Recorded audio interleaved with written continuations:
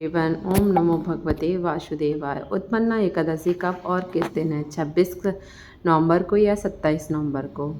उत्पन्ना एकादशी 26 नवंबर को सुबह 1:01 से आरंभ हो रही है, जो 27 नवंबर को 3:47 पर समाप्त होगी।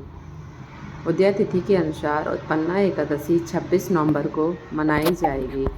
उत्पन्ना एकादशी का पारण समय क्या है? उत्पन्ना एकादशी का पारण समय 27 नवंबर बुधवार को दोपहर में 1:12 से 3:18 के बीच रहेगा। ये पारण समय है। उत्पन्ना एकादशी की व्रत कथा क्या है? उत्पन्ना एकादशी की व्रत कथा इस प्रकार से है। उत्पन्ना एकादशी की कथा क्या है? उत्पन्ना एकादशी की कथा इस प्रकार से है। सतयुग में मुर नाम का एक दैत्य था।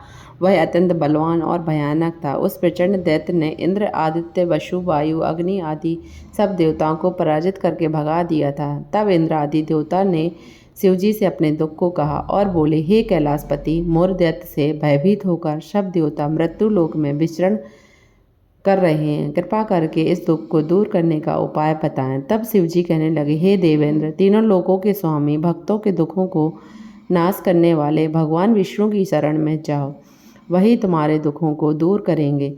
शिवजी के ऐसे वचन सुनकर इंद्र आदि सब देवता क्षीर सागर में पहुँचे। वहाँ भगवान को शयन करते हुए देखकर इंद्र आदि सभी देवता हाथ जोड़कर उनकी स्तुति करने लगे। हे देवताओं द्वारा स्तुति करने योग्य प्रभु, आपको बारंबार नमस्कार। देवताओं की रक्षा करने वाले मधुसूदन, आपको नमस्कार। आप हमारी रक्षा करें।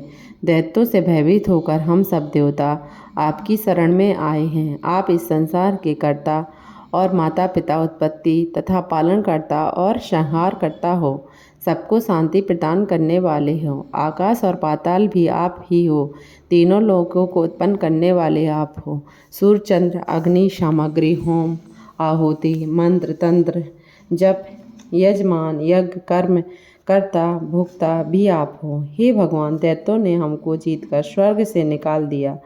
आप इन दैत्यों से हमारी रक्षा करें। देवताओं के ऐसे करुणामय वचन सुनकर भगवान विष्णु कहने लगे, देवताओं, ऐसा मायावी दैत्य कौन है जिसने आप देवताओं को जीत लिया? उसका नाम बताएं। उसमें कितना बल है, उसके किसका आश्रय है तथा उसका स्थान कहाँ है, यह सब मुझे बताओ। भगवान के वचन सुनकर इंद्र बोले, भगवान, प्राचीन समय में चंद्रावती नगरी में नाड़ीजंक नाम का एक राक्षस था। उसी के महापराक्रमी और लोक विख्यात मुर नामक पुत्र ने सब देवताओं को स्वर्ग से निकाल कर वहाँ अपना अधिकार कर लिया। वह सूर्य बनकर स्वयं ही प्रकाश करता है तथा स्वयं ही मेघ बनकर जल बरसाता है। आप इस दुष्ट को मारकर देवताओं का निर्भय बनाइए।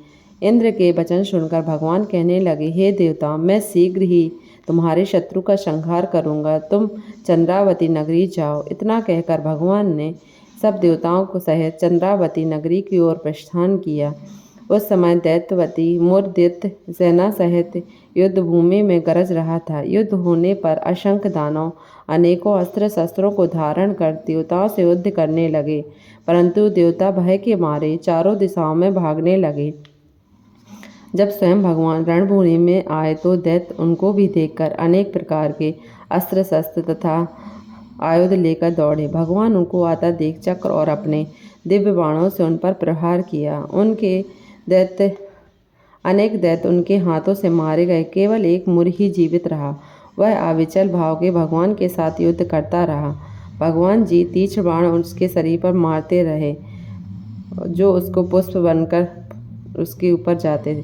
शस्त्रों के प्रभाव से उसके शरीर छिन्न भिन्न हो गया, परंतु फिर भी वह युद्ध करता रहा। अब वे आपस में मल्ल युद्ध करने लगे और 10,000 वर्ष तक मल्ल युद्ध चला, परंतु वह दैत्य भगवान से पराजित नहीं हुआ। भगवान विष्णु युद्ध से थककर बद्रिकाश्रम को चले गए। वहाँ पर एक हेमवती नाम की सुंदर गुफा थी। उसमें विश्राम करने के लिए अंदर प्रवेश कर गए। यह गुफा 12 योजन लंबी थी और उसका एक ही द्वार था। विष्णु भगवान वहाँ जाकर सो गए। वह दैत्य उनको सोया हुआ देखकर मारने के लिए उद्यत हुआ।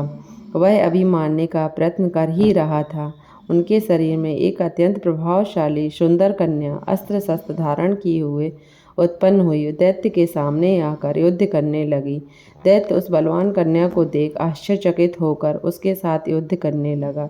उस महादेवी ने उस बलवान दैत्य के रथ को चूर चूर कर दिया तथा उसके अस्त्र शस्त्रों को काट कर टुकड़े टुकड़े कर दिए।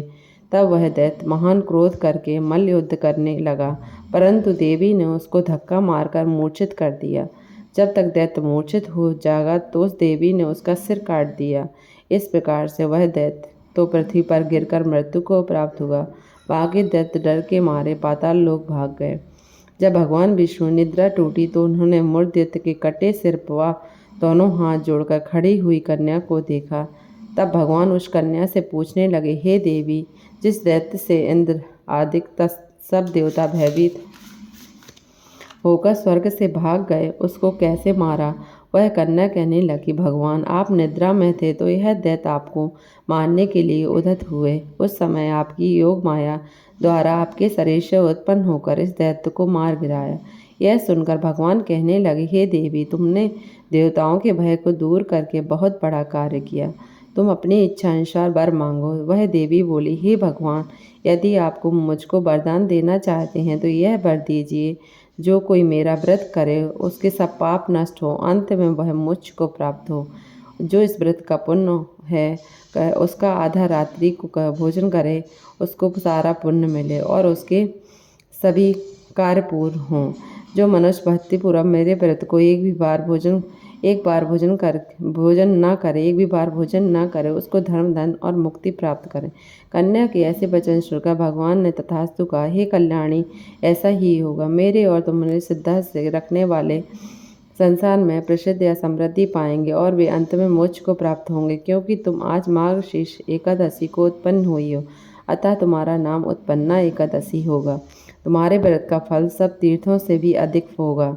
ऐसा कहकर भगवान अंतर्धान हो गए। भगवान श्री कृष्ण ने कहा, हे दुष्ट, जब सब तीर्थों के फल से एकादशी व्रत का फल सबसे श्रेष्ठ है। एकादशी व्रत करने वाले के शत्रु भाग जाते हैं और अंत में मोक्ष को प्राप्त होते हैं। यह मैंने तुम्हें एकादशी की उत्पत्ति का सब वृत्तांत बताया है। एकादशी पापों को नष्ट करने वाली है, सिद्धि प्राप्त करने वाली है। उत्तम पुरुषों को दोनों पक्ष की एकादशियों का समान ही मानना चाहिए।